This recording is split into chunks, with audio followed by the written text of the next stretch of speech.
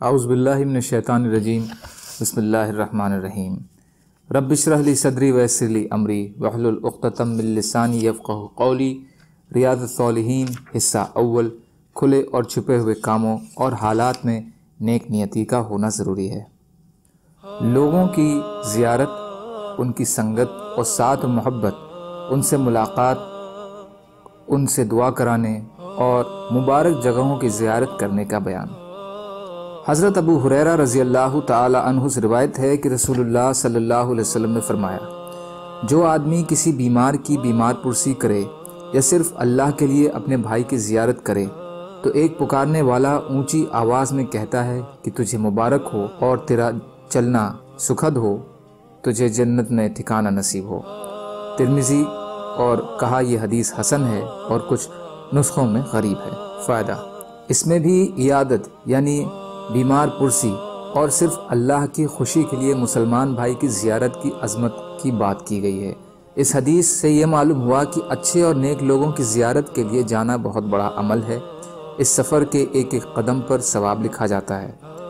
حضرت ابو موسیٰ اشعری رضی اللہ تعالی عنہ سے روایت ہے کہ بے شک نبی اکرم صلی اللہ علیہ وسلم نے فرمایا، نیک ساتھی کی اور برے ساتھی کی مثال ایسی ہے جیسے کستوری اٹھانے والا اور آگ کی بھٹی دھونکنے والا۔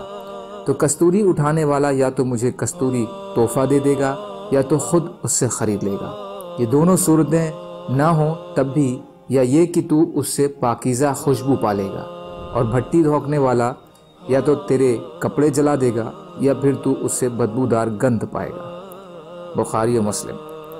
فائدہ، اس میں نیکوں کی صحبت اختیار کرنے اور برے لوگوں کی سنگت سے بچنے کی تلقین کی گئی ہے، کیونکہ نیک لوگوں کی سنگت میں عطر بیچنے والے کی طرف فائدہ ہی فائدہ ہے کہ ان کے ساتھ رہنے سہنے اور اٹھنے بیٹھنے سے انسان ان کے اثرات قبول کر لے گا اور آہستہ آہستہ ان کے سانچے میں ڈھل جائے گا، اور بروں کی صحبت بھٹی کی آگ جلانے والے آدمی کی طرح ہے کہ اس سے انسان کو نقصان ہی پہنچے گا، فائدہ نہیں پہنچے گا۔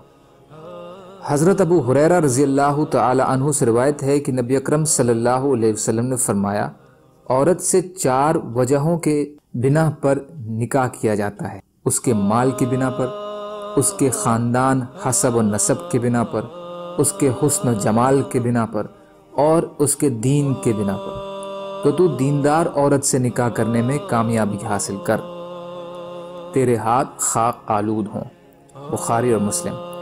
اس کے معنی ہیں کہ لوگ عام طور پر نگاہ کرتے وقت ان 4 چیزوں کو سامنے رکھتے ہیں۔ تیری اچھا یہ ہونی چاہیے کہ دیندار عورت سے نکاح ہو اور اسی کی کوشش بھی ہو اور اسی کا ساتھ اختیار کرنے کی ہی اچھا ہو۔